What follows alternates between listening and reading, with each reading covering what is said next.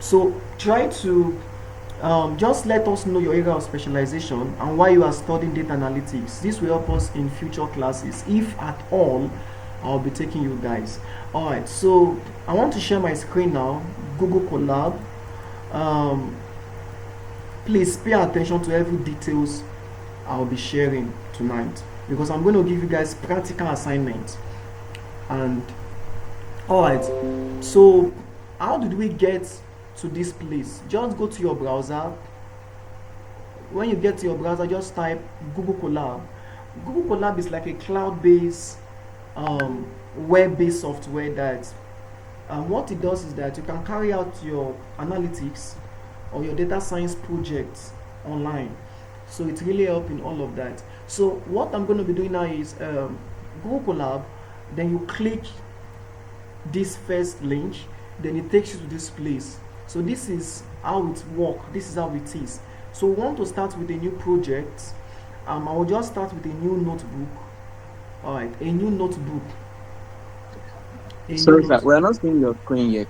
Oh, so sorry. I thought, is it same for all? But my screen is sharing now. What about others? Can you see The my screen is active. can you see my screen I now? can see it here. All right. I I can can see see it. over here. I can see the screen over Yeah, here. I All can see right. your screen. Thank you. All right. So this is my Google Colab. We have code and we have text. You understand? But let's do code. So now start code or generate with AI. I'm not going to teach you how to use AI to analyze data here. I'll just teach you the pure codes. And now see, I'm going to start with as let me name this my class for today. Today's class is second of May 2024 Python class. All right, 2nd of May 2024 Python class. Okay, now that's a quick one. Now I'm going to be starting with what is called a variable. A variable. Now, in most of the time, you might have heard the word variable before, but some of you might have not heard because maybe you were not in science. I mean, you were not in any computer science department, and you might have not heard about the word variable. So let's go online and check variable.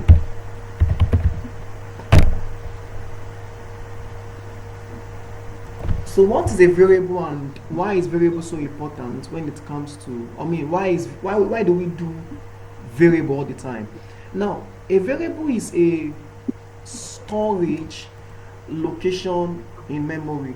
A variable is a storage location in memory. So let me see if I can explain this with a better illustration. All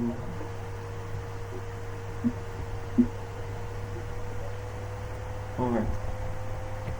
So a variable is a storage location in memory. Now, when I say storage location in memory, now let me explain. Now, let's say this whole thing here. This whole thing you are seeing, this black stuff you are seeing here, is like a memory, for example. And each of these places, each of these boxes I am drawing is a storage location.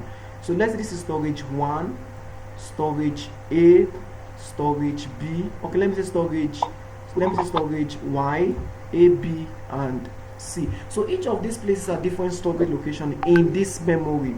You understand? Now, this is a variable, this is a variable, this is a variable, and this is also a variable. And each of these variables, they hold data. They hold what we call data or value, data value. You get? So y can be saying, I can say y is equal to 10. I can say a is equal to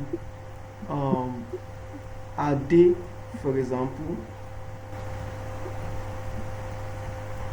I can say b is equal to 1.324, and I can say c is equal to true.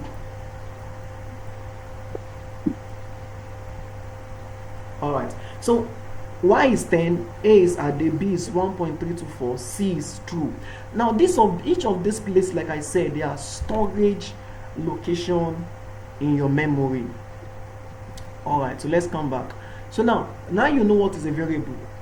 Now what are the criterias when you want to define a variable? Now it's very important that you understand these things, because when it comes to understanding criterias in defining variables, okay, let me say variable in programming. Now what are the different criterias when it comes to defining a variable? Now, like I said, in this place, these are variables because they're in different storage location. Now, what are the things I must note? Now, number one, a variable must not start with a number. You know, this is a variable name. Y is a variable name. A is a variable name.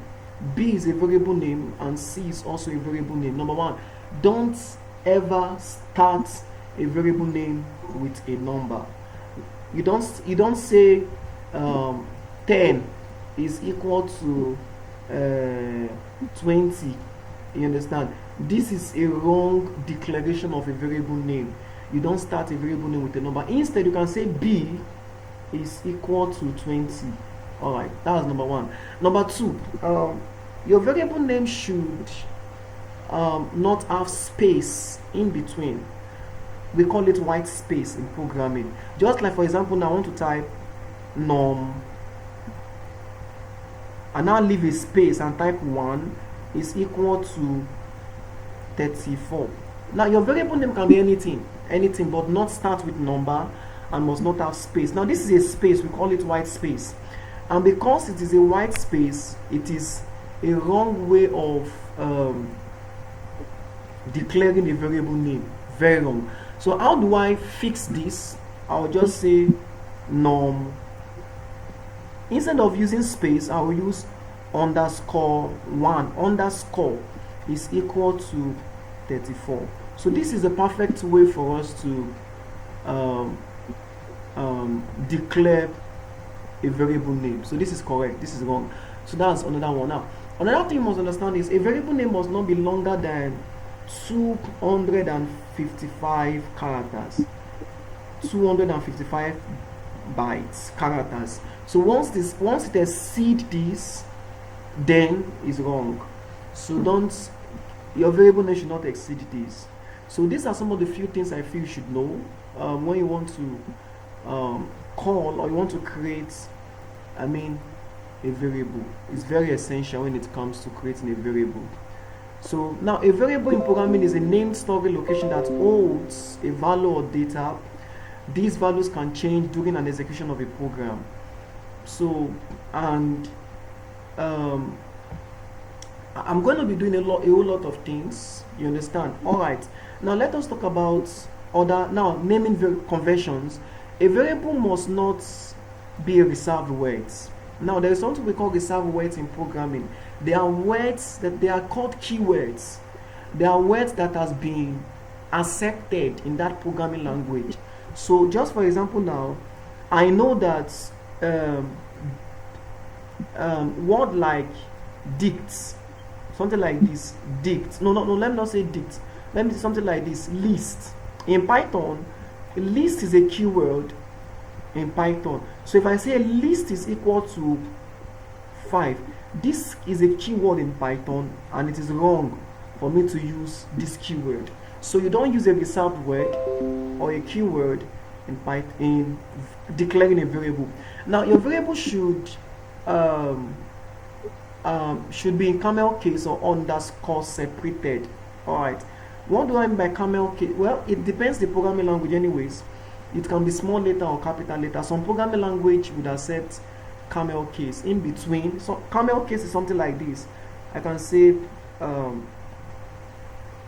T A Y. No, let me use on that one. Let me use something like this. My name is equal to, alright, a camel case. So these are some of the things you must